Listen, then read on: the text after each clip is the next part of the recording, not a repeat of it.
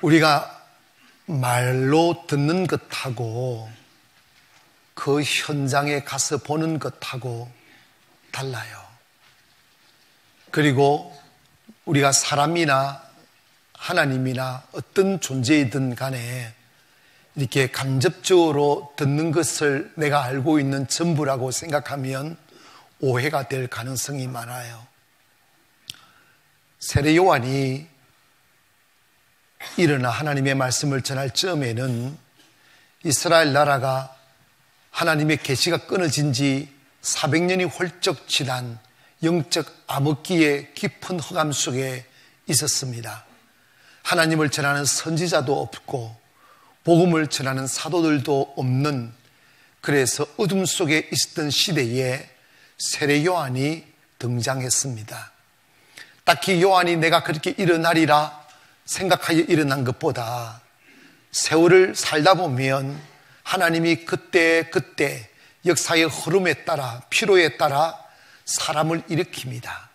그런데 일으킬 때 저 사람은 될만하네 라는 사람이 아니고 전혀 예상 밖의 사람들을 일으키십니다. 오늘도 우리가 이 자리에 앉아 예배드림 속에 있지만 나 그냥 예배자의 한 사람이지라는 생각보다는 때가 되면 하나님은 나를 통해서도 이 어두운 세상을 밝히는 일을 시작하실 수 있겠다 하는 생각에 함께 마음을 담아 주시기를 바랍니다. 그런데 세례 요한은 예수님보다 6개월 먼저 이 땅에 와 예수님이 사역이 시작되기 전에 세례 요한이 먼저 이 사역을 시작하면서 자신을 소개할 때 나는 복음을 전하는 사도야, 나는 목사야, 나는 선지자야, 이렇게 자신을 표하지 아니하고 나는 광야에 외치는 자의 소리다라고 표했습니다. 여러분 생각해 보세요. 광야에 외치는 자의 소리 아니면 광야의 나팔이라고 표현하는데 이거는 인격적인 표현도 아니에요. 그냥 도구다라는 것에 집중하고 있는 겁니다. 나는 복음을 전하는 도구에 불과하다는 거예요. 나팔인데 누군가 불어주면 소리가 나고 불어주지 아니하면 소리 나지 않는 물건에 준하는 존재일 수밖에 없다는 고백을 하는 것입니다. 한 번은 세례 요한이 이렇게 많은 하나님의 새로운, 이러면 생각해봐, 영적 암흑기에 아무도 복음을 전해주지 않은 그 어둠 속에 갇혀있는 백성들에게 세례 요한이 나타나 율법이 아닌 복음으로 아니면 제사가 아닌 믿음으로 구원을 받을 길이 열리고 메시아가 이 땅 오시어 이 땅을 구원할 것에 관한 말씀을 전하다 보니까 수많은 사람들이 요한을 따랐습니다. 구름대처럼 벌떼처럼 말입니다. 그런데 당연히 그 일을 하다 보니까 유대 기득권 종교 세력들이 세례 요한을 좋아하니 마무하니 그를 잡아다가 체포해서 감옥에다가 집어넣어 버렸어요. 강금대에 외로이 홀로 토굴에 앉아 있는데 세례 요한을 따랐던 제자들이 요한에게 찾아와 이런 이야기를 합니다. 선생님을 따랐던 사람들이 예수라는 사람한테 따라다니기 다 그쪽으로 몰려가고 있습니다.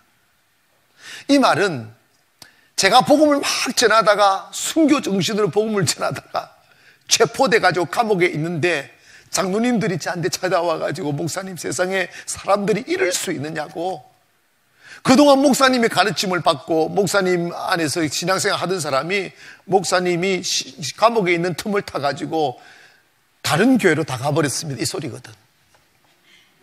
기분 좋겠어요? 여러분, 지금 우리 한국 교회가 정신을 차려야 될 게 뭐냐 하면 세례 요한과 같은 마음을 버리고 있는 거예요. 세례 요한은 자기의 성을 쌓기 위하여 복음을 전한 게 아니고 모든 사람들이 자기의 일을 나를 따라오라고 말하지 않고 예수께로 가게 하는 거예요. 예수께로. 그 외로운 시간에 세례 요한을 따랐던 사람들이 예수님을 따른다는 세례 요한의 제자들의 보고를 듣고 세례 요한이 이렇게 말합니다. 그것을 원망하지 말아라. 그분은 흥하여야 하겠고 나는 쇠하여야 하리라. 나는 그분의 신들매의 풀기도 감당할 수가 없다. 그러면서 자기를 따랐던 사람들이 예수님께로 가는 것을 기뻐했어요. 그러니까 이게 뭐냐면 내가 열심히 성도들을 예수 믿게 만들었는데 다른 목사한테로 가버렸다. 이렇게 더 영끌이는 목사에게로 가버렸다. 이렇게 되는 거예요. 기분 나쁘겠지. 섭섭하겠지. 그러나 어떻게 세례 요한은 그분은 흥하여야 하겠고 나는 쇠하여야 하리라고 말할 수 있게 되느냐 이 말입니다. 여러분, 우리 복음 앞에, 교회 앞에서 우리 모든 그리스도인들은 이런 태도를 취하기를 주님의 이름으로 축원합니다. 그렇게 해야 광야에 외치는 자의 소리로의 삶을 사는데 그 삶은 첫째로 주의 길을 예비하는 삶을 사는 것입니다. 따라합시다. 주의 길을 예비하는 삶을 살자. 2절에 보니까 그가 내 길을 예비하라고 기록했고 3절에도 너희는 주의 길을 뭐하라고 해서 준비, 예비라고 하니까 하라고 이렇게 말씀하고 있는데, 여러분 예전에, 지금도 마찬가지입니다만 애들이 왕들이 어떤 행차를 하려 할 때 신하들이나 경호원들이 이렇게 미리 가가지고 그 길을 다 정찰하고 언덕에서 뭐 깎고 펴고 이렇게 길을 딱 닦듯이 우리 그리스도인의 삶의 가장 중요한 가치는 내 삶을 사는 게 아니고 주님의 길을 예비하는 삶을 살아야 된다는 거예요. 여러분, 길이라는 것은 복음에 있어서 길은 첫째로 뭘 의미하느냐 하면 우리 마음을 의미합니다. 마음. 사람은요, 복음은 마음으로 들어오는 거지 머리로 들어오는 게 아니에요. 마음이 열려야 됩니다. 그런데 우리 안에는 그리스도를 아는데 높아진 교만의 생각이 있고, 그리고 상처들이 있고, 고집이 있고, 그리고 견고한 진들이 우리 안에 가득 채워져 있어요. 근데 여러분, 이것이 주님의 복음이 들어와 내 안에 생명이 되고 삶이 되려면 높아진 것이 헐어야 돼요. 낮아져야 돼요. 교만한 바위 덩어리가 깨어져야 돼요. 그래서 여러분, 어떤 선입관념이나 욕심이나 탐심이나 아니면 고정관념을 버리고 이걸 깨야 돼요. 깨어서 마음을 깊게 순수하게 마음의 문을 활짝 열어야 돼요.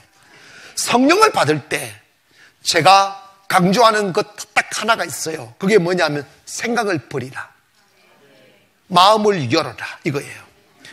생각을 왜 버리라고 하느냐 하면 무아지경에 이르르라 이 말씀이 아니라, 여러분의 고집과 선입관념, 사람은요 하나님에 의하여 배운 종교적인 지식이 아니라 사람들에 의하여 들은 종교 지식이 우리 안에 가득 채워져 있어요. 어떤 목사님들에게 다 배웠겠지만 그것이 맞을 수도 있고 틀릴 수도 있어요. 인간적인 주관적인 자기 생각을 말할 수도 있다 이 말입니다. 그래서 하나님은 논리가 아니고 살아있는 인격이시므로 성령은 우리의 생각을 증폭하는 거예요. 성령은 우리의 이성과 지성을 증폭하는 거예요. 그래서 내가 하나님에 대하여 어떤 선입관념적 그림을 딱 그리고 있으면 하나님은 들어올 수가 없는 거예요. 하나님을 신뢰하고 두려워하지 말고 하나님을 신실하신 분으로 인정하면 여러분의 어떤 사전 지식을 버리고 하나님이 순수하게 성령으로 내게 임재하기 위해서는 우리의 고정관념을 버려야 되는 거예요. 다 버리고 성령님 임재하시면 나는 환영합니다 하고 내 마음의 문을 탁 열어드릴 때 성령이 임재하는 거예요. 때문에 우리가 주의 길을 예비한다, 이 말은 우리의 마음을 연다, 우리의 마음의 모든 교만을 버린다, 높아진 생각을 버린다. 그래서 겸손하게 주님께서 임재하실 수 있도록 순수한 마음을 가져드린다 하는 의미가 될 수가 있습니다. 그래서 우리가 주님의 말씀이 이렇게 들어오면 우리 안에 주의 말씀이 나를 치유하게 되고 나를 행복하게 만들어주고 온전하게 만들어주고 내 삶을 가치를 바꾸는 거예요. 즉 뭐냐면 모든 사람은 본능적으로 삶의 초점이 어디에 맞춰져 있느냐 하면 자기에게 맞춰져 있어요. 이게 생존의 본능입니다. 그래서 다 내가 배불러야 되고 내가 좋아야 되고 내가 성공해야 되고, 그래서 모든 사고의 그 기준점이 어디에 가 있느냐? 자기 만족에 가 있어요. 근데 주의 길을 예비하는 사람의 변화가 뭐냐면 자기 중심에서 예수님 중심으로 바뀌는 거예요. 내 만족에서 하나님의 영광으로 바뀌는 거예요. 그래서 우리의 인생은 뭐냐면 나의 성공을 위하여 살거나 나의 배부를 위하여 사는 게 아니고 복음을 위하여 사는 거예요. 이해가시면 아멘. 그래서 하나님 영광 먼저 하고 하나님의 뜻을 먼저 구하고 하나님의 나라를 세우는 데 인생을 바치는 삶을 살아야만 되는 것입니다. 그러기 위해서 우리의 삶을 내 만족, 내 성공에다가 주지 말고 주님의 길을 예비하는 길, 주님의 길을 준비하는 데 인생을 쏟기를 주님의 이름으로 축원합니다. 그러기 위해서는 두 번째로 뭐 해야 되느냐면 우리의 어둠을, 우리의 죄를 자복해야 됩니다. 따라합시다. 우리의 죄를 자복하자. 이거 뭐냐면 회개하자 이 말입니다. 회개는 왕도 해야 되고 서민도 해야 되고 평민도 해야 되고 다 해야 되는데 세례 요한이 유대 사회 유대인들을 향하여 제일 먼저 입을 열었을 때 한 말이 이 말이 무슨 말이냐면 4절에 보니까 뭐 하라고 그랬어요. 세례 요한이 시작. 세례 요한이 광야에 이르러 제3을 받게 하는 회개의 세례를 전파하니. 이게 뭐냐? 세례 요한이 제일 먼저 한 일이 뭐냐? 회개를 외치기 시작하는 거예요.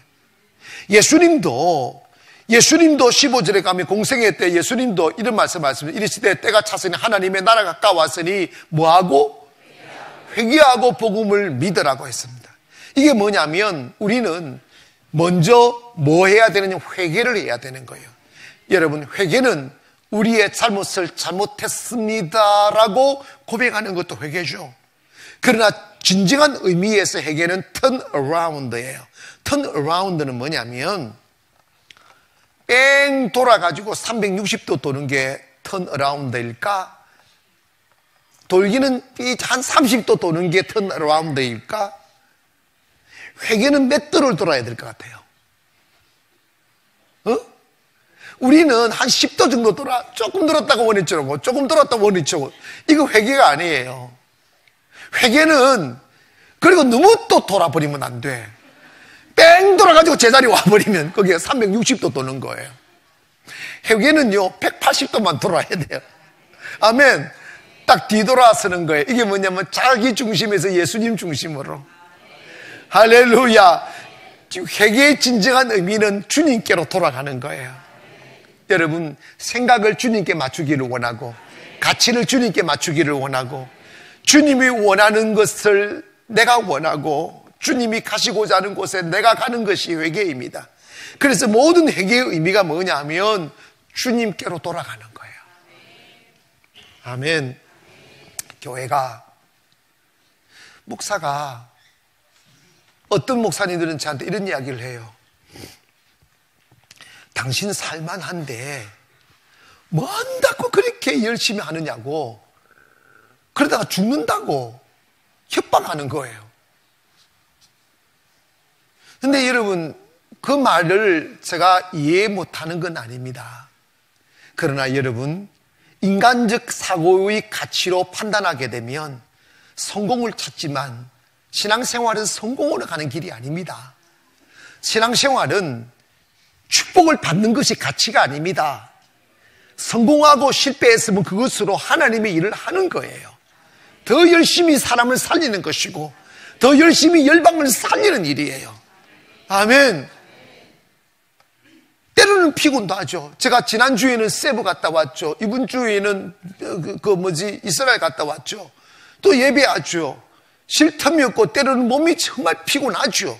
제가 관계도 앞에서 피곤한 척 안 하지 하면 그 되는 거 되겠어. 피곤해도 안 피곤한 척 해야죠. 피곤하죠. 그렇지만은 여러분 기억하세요. 이 육체, 이 몸뚱아리 조금 더 편하게 만들고 여러분 좀 배부른다고 무슨 의미가 있겠어요? 아무 의미가 없습니다. 기꺼이 주님의 나라를 위하여 내놓아야 됩니다. 세례 요한은 그 삶을 살았다 이 말입니다. 자기는 나는 세례 요한이야 이러면 안 돼. 이잖아요. 나는 그냥 나팔이야 이러잖아. 나팔이야. 그래서 여러분 우리는 항상 회개해야 돼. 회개는 뭐냐? 자기 중심에서 예수님 중심으로 돌아가는 거예요. 생각을 주님께로 맞추고 가치를 주님께로 맞추고 이 땅에서 편안하고 이 땅에서 배부른데 가치를 두지 아니하고 하나님이 어떻게 하면 하나님의 나라를 세울까? 한국 교회가 무너지는 이유가 뭐냐면 유대교를 너무나 닮는다는 거예요. 그게 뭐냐면 목사님들이, 교회들이 어떻게 하면 하나님의 나라를 세우고 세계에 선교하며 죽어가는 영혼을 살릴까에 몰입하지 아니하고 교회 부흥에만 몸부림을 치는 거예요. 교인 수 늘리는데 몸부림을 치는 거. 뭐 하려고? 편하려고 하는 거예요. 뭐 하려고? 자기들 영광 나타내려고. 아, 나는 대교회 목사야. 여러분, 그런 거 없어요. 그러니까 교회가 망가지는 거예요. 여러분, 세례 요한은 그저 하나님의 나라를 세우려고만 했어요.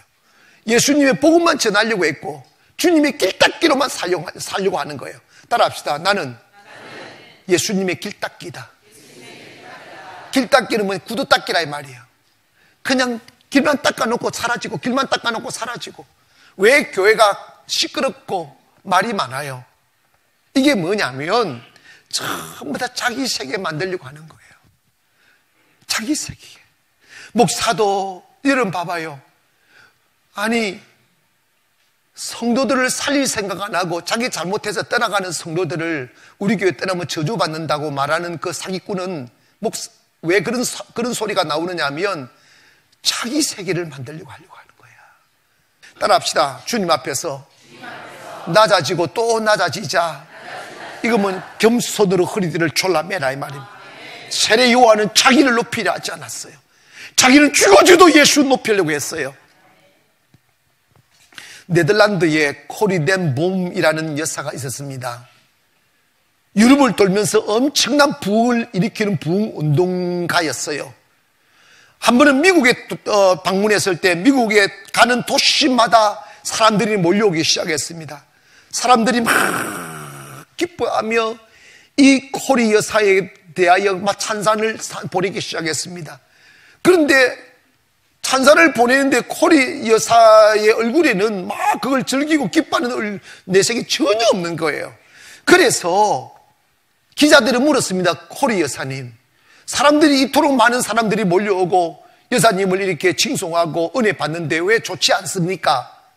그렇게 물었더니 코리 여사가 이런 대답을 했습니다. 이게 뭐냐면 나는 나귀에 불과합니다. 나는 나귀에 불과합니다. 예수님이 예루살렘에 나귀를 타고 입성할 때 사람들이 예수님을 환호했을 때 나귀가 좋아했냐고 물은 거예요. 나귀가 사람들이 치는 박수가 나귀가 좋아가지고 해볼래 했다가는요, 그 나귀는 죽는 거예요. 이해가시면 아멘. 우리는 나귀에 불과합니다. 예수님을 얻고 다니는 나귀에 불과하다고요. 왜 우리가 영광을 받으려고 합니까? 이단들이요, 처음부터 이단인 줄 아십니까? 여러분, 처음부터 이단이 아니에요. 처음에는 겸손했어요. 그런데 좀 잘 되니까 변질되는 거예요. 그래서 여러분, 훈련되지 않는 자의 축복은 독약과 같은 거예요.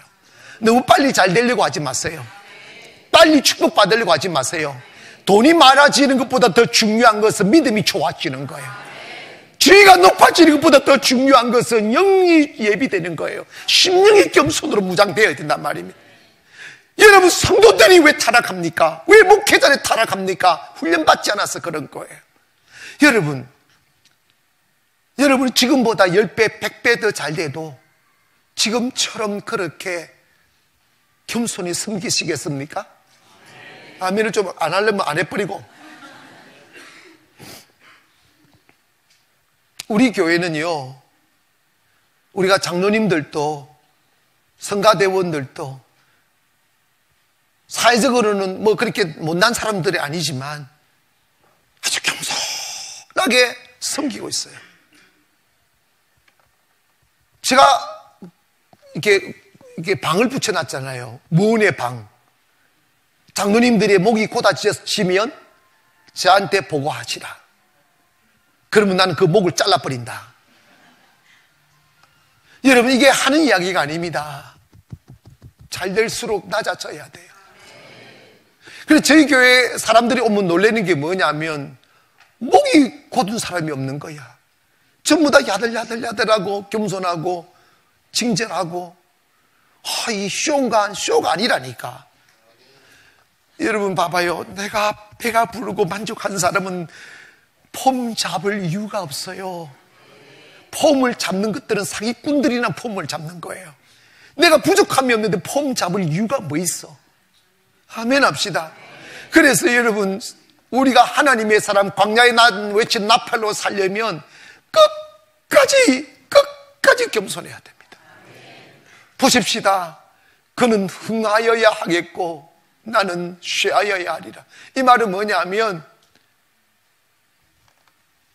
나는 내 옆에 있는 김 집사는 잘 돼야 되고 나는 못 돼도 좋아, 이 마음이에요. 아멘. 우리 교회는 못 돼도 더욱 좋지만 옆에 교회 잘 됐으면 좋겠어, 이 마음이에요. 그 마음 품는다고 하나님이 짓밟으실까요? 그 마음을 품어야 잘 되는 거예요. 그런데 여러분, 왜 한국 교회는 교회가 교회를 핍박합니까? 교회가 교회를 왜 비난합니까? 시기침 때문에, 욕심 때문에. 그래서 서로 물어뜯고 쥐어뜯고 서로 몰락하는 거예요. 이건 비극입니다. 교회는 그런 곳이 아닙니다. 교회는 살리는 곳이에요. 복음을 전하는 곳이고 영혼을 살리는 곳이에요. 때문에 여러분 좀 잘 되셔도 더 낮아지기를 원합니다. 더 겸손해지시기를 원합니다. 제가 이스라엘에서 예수님이, 다른 거는 다 너무 슬프고 아프고 너무 통곡하고 싶었는데, 마지막 날 디아돌로사라의 길 걸어서 예수님이 십자가에 못 박히시기 전에 체포당하시고 죽으신 뒤에 예수님을 뉘우쳤던 돌 하나가 있어요. 뭐 진짜인지 안 진짜인지는 모르겠어요. 진짜라고 하니까 그냥 진짜라고 믿으려고 그래요. 거기에 그 돌에 진짜로 붉은 피가 이렇게 묻어져 있는 모습, 이렇게 붉은 피가 스며들었다고 진짜 좀 붉더라고요. 그 돌이 이렇게 있는데, 저는 의식주의가 아니라서 그런 거 잘 안 하는데, 저도 모르게 그 돌 앞에 무릎이 꿇려졌습니다. 이름 모를 한 여인이 엎드려서 일어나지도 안 하고 그냥 소리 없이 흐느끼 있기에 그냥 지나갈까 하다가 제 발이 떨어지지 않아서 제가 그 앞에 무릎을 꿇었어요. 그리고 그 돌에 이마를 묻었는데, 제가 그러니까 우리 모든 성도들이 그렇게 둘러 이렇게 했는데, 저도 모르게 막 오열이 나오는 거예요. 참을 수가 없었습니다. 한참 울었습니다. 울고 난 뒤에 주님이 제 가슴 속에 심어준 메시지 하나가 있어요. 너가 보고 있느냐? 나는 살아있는데 교회들이 나를 죽은 자로 만들어버린 이 비극을 보고 있느냐고. 너는 과거에 2000년 전에 죽은 예수를 전하지 말고 지금 살아계신 예수를 전해달라고, 생명을 전해달라고. 그 음성들이 가슴에 진동했습니다. 나는 지금 이곳에 있지 않다고, 전 세계에 살아있는 영혼 속에 들어가기를 원한다고, 그리고 전 세계에 살아있기를 원한다고. 그때 저는 그리고 난 뒤에 다짐했어요. 더 열심히 하리라고. 그래서 우리 교회 역량이 지금보다 100배, 1000배 더 커져서 나라를 움직이고 세계를 움직이는 영적인 힘을 달라고 기도했어요. 그날이 올 것입니다. 사랑하는 성도 여러분, 겸손합시다. 그래서 주님 앞에서 쓰임받는, 그리고 영혼을 살리는 성도가 되어 이 땅을 아름답게 만드는 저와 여러분 되기를 바랍니다.